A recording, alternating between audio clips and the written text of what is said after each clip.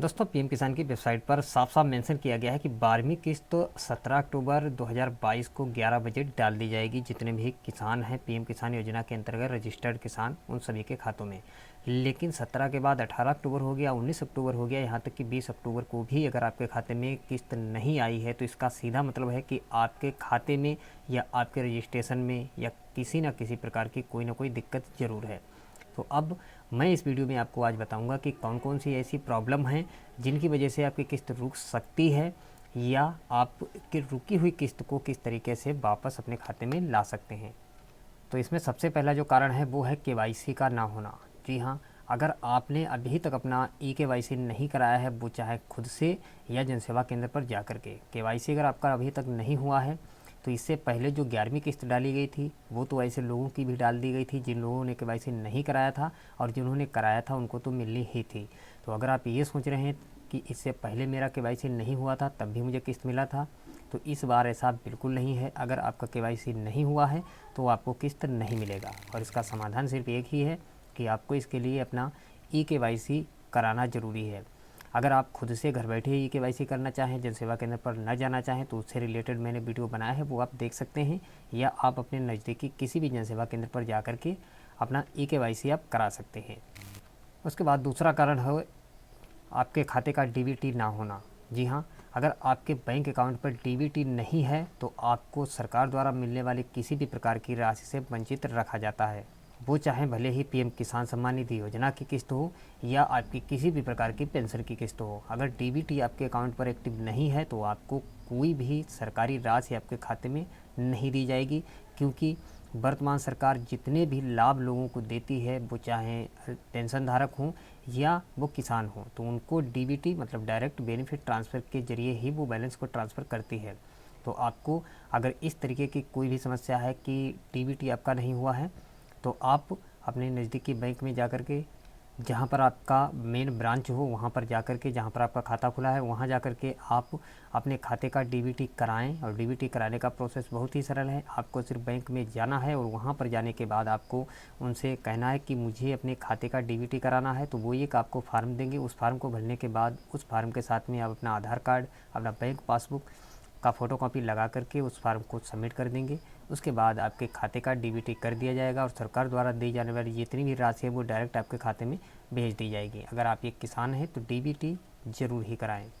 इसके अलावा तीसरा कारण एनपीसीआई सर्वर पर रजिस्टर ना होना। जी हाँ, अगर आपका आधार कार्ड एनपीसीआई सर्वर पर रजिस्टर नहीं है तब भी आपको इस तरीके की किसी भी लाभ से, जो कि सरकार द्वारा धनराशि जिसमें प्रदान की जाती है, उससे वंचित रखा जाएगा।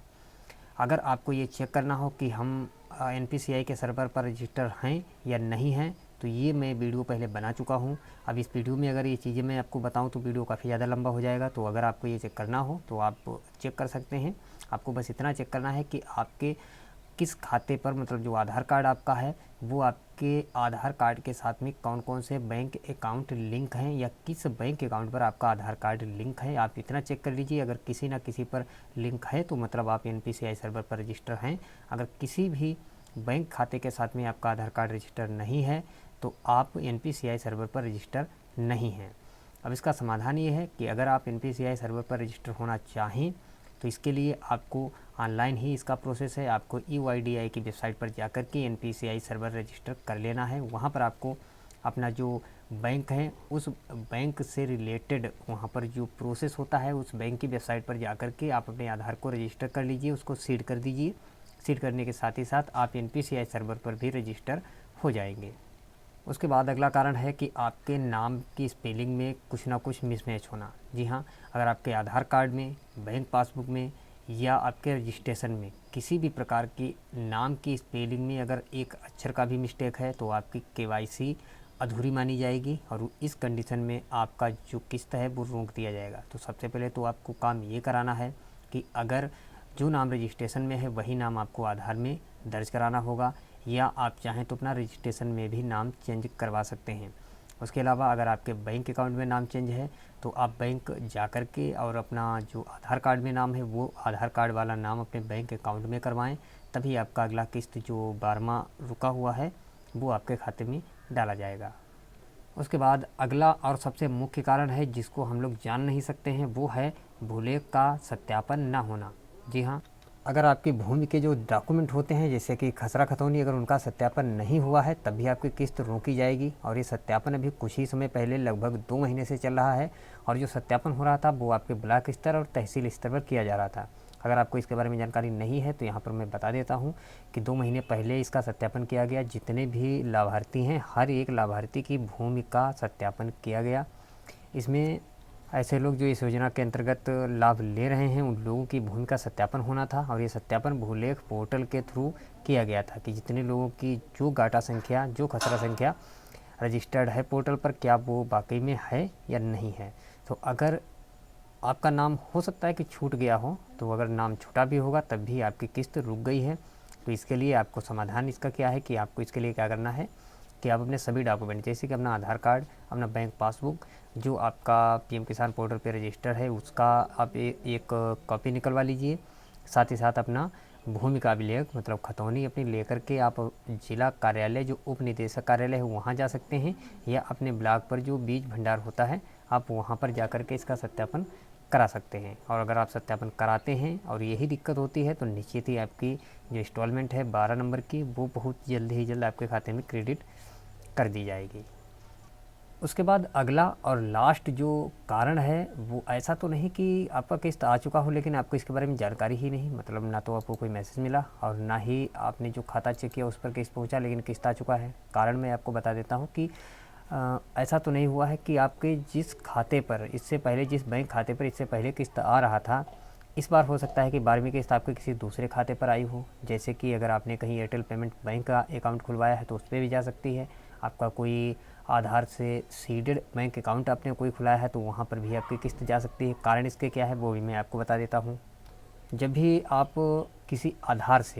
आप आधार से कोई भी अपना बैंक अकाउंट ओपन करवाते हैं जिसमें कि सिर्फ फिंगरप्रिंट का यूज़ किया गया हो, तो फिंगर से अगर आप अपना आधार के थ्रू अपना अकाउंट ओपन कराएंगे तो वहाँ पर क्या रहता है कि आपका जो आधार है वो ऑटोमेटिक वहाँ पर प्राइमरी अकाउंट के रूप में उसे सेलेक्ट कर लेता है, उसे कैप्चर कर लेता है। और जैसे ही आपका आधार मैप हो जाता है आपके उस बैंक अकाउंट के साथ में, तो आपके जो पिछले बैंक अकाउंट थे वो सभी सेकेंडरी अकाउंट में चले जाते हैं, और जो आपने नया अकाउंट खुलवाया है वो आपका प्राइमरी अकाउंट हो जाता है। अगर आपका आधार उसी अकाउंट के साथ में मैप हो गया, मतलब NPCI के सर्वर पर उसी अकाउंट को रजिस्टर कर लिया गया, तो जो अमाउंट आया है, जो ये किस्त आया है, वो किस्त आपका उस पुराने वाले अकाउंट पर न जा कर के जो आपने नया अकाउंट खुलाया है इस पे जा सकता है। अब कई ऐसे अकाउंट होते हैं जिनके बारे में हमें जानकारी भी नहीं हो पाती कि हमारा अकाउंट खुला है। अगर आप एयरटेल पेमेंट बैंक का अकाउंट खुलवा लेते हैं तो उसके बारे में हमें जानकारी ही नहीं हो पाती है कि हमने अकाउंट खुलाया या नहीं खुलाया। अगर आप इंडिया पोस्ट पेमेंट बैंक में अकाउंट खुलवाते हैं तो वहाँ पर भी ये किस्त आपका जा सकता है। इसी तरीके से फिनो पेमेंट बैंक, तो इस तरीके की कई बैंक हैं जो इस तरीके के जो इंस्टॉलमेंट हैं या आने वाली जो NPCI सर्वर के थ्रू या DBT के थ्रू आने वाली जो अमाउंट है इनको वो सीधे कैप्चर करके अपने अकाउंट में खुद पहुंच जाता है आपका अमाउंट। तो आपको क्या करना है कि आपको एक बार इसे चेक करना है कि आपका आधार किस बैंक अकाउंट के साथ में वर्तमान में, मतलब आज के दिन पर किस अकाउंट के साथ में सीड है। अगर आप एक जनसेवा केंद्र संचालक हैं तो आप हमारी बात को अच्छे से समझ भी रहे होंगे कि अब मैं क्या कह रहा हूँ। शायद जो किसान है वो इस बात को न समझ पाएँ, लेकिन अगर आप जनसेवा केंद्र संचालक हैं तो अच्छी तरीके से समझ रहे होंगे कि मैं क्या कहना चाह रहा हूँ। आपको क्या करना है कि अगर कोई भी ऐसा किसान मिलता है तो आपको उसके आधार से ये ज़रूर चेक करना है कि उसके आधार कार्ड पर कौन सा अकाउंट प्राइमरी के रूप में रजिस्टर है। जो प्राइमरी अकाउंट होगा उसी पर इस बार की इंस्टॉलमेंट जा सकती है। अगर इनमें से कोई भी कारण ऐसे नहीं है फिर भी इंस्टॉलमेंट रुका है तो आपको मैं एक नंबर देता हूँ। अगर आप यूपी से हैं तो आपके लिए मैं एक नंबर यहाँ पर दे रहा हूँ जो कि टोल फ्री नंबर है। उस नंबर को आप डायल करेंगे और वहाँ पर आपकी पूरी हेल्प की जाएगी। वो नंबर आप हमारी स्क्रीन पर देख रहे हैं, लिखा हुआ है कृषि निदेशालय में कॉल सेंटर स्थापित। ये नया कॉल सेंटर स्थापित किया गया है। नंबर है 1800-180। इस तरीके से आप पूरा नंबर देख रहे हैं, ये इस नंबर को आपको डायल करना है और आपकी यहाँ पर हेल्प कर दी जाएगी कि आखिर आपका इंस्टॉलमेंट क्यों नहीं पहुँचा है। यहाँ पर सीधा बताया भी गया है कि प्रदेश मुख्यालय पर टोल फ्री नंबर पर अपने मोबाइल से समस्या का निवारण प्राप्त करें। जिन पात्र किसानों के KYC नहीं हुए वह KYC कराएं। ठीक है। और आपको 18 के बाद ही अपना पासबुक में एंट्री कराना है, और इसीलिए मैं वीडियो भी 18 के बाद ही बना रहा हूँ कि हो सकता है कि 17 को अमाउंट भेजा जरूर गया, लेकिन बहुत से लोगों के अकाउंट में नहीं भी पहुँच सकता है। तो अगर इन सभी चीज़ों को आप जो मैंने इस वीडियो में बताई हैं, इनको सभी को आप फॉलो करते हैं तो निश्चित ही आपकी जो प्रॉब्लम है उसका सलूशन मिलेगा। और अगर आपका इंस्टॉलमेंट नहीं आया है तो जो चीज़ें मैंने आपको बताई हैं उनके बारे में आप एक बार ज़रूर विचार करिए और उनको आप अप्लाई ज़रूर करिएगा। निश्चित आपका अमाउंट आपको आपके बैंक अकाउंट में मिल जाएगा। तो आई होप कि आप लोगों को ये जो मैंने छोटी सी जानकारी दी है इस वीडियो में वो आप लोगों को जरूर ही पसंद आई होगी। वीडियो अच्छा लगा है लाइक कर दीजिए, चैनल पर नए हैं और कल भी इस तरीके का एक नया वीडियो आपको देखना है तो अभी हमारे इस यूट्यूब चैनल को आप सब्सक्राइब कर लीजिएगा, क्योंकि इस तरीके के वीडियोज़ मैं अपने चैनल पर हमेशा लाता रहता हूँ। बाकी अगर आप कोई क्वेश्चन पूछना चाहें तो आप डायरेक्ट टेलीग्राम पर आ सकते हैं। मैंने इससे रिलेटेड मैंने ये अपडेट पहले ही डाल दिया था, आप देखें तो यहाँ टेलीग्राम पर मैं इसे पहले ही पोस्ट कर चुका हूँ।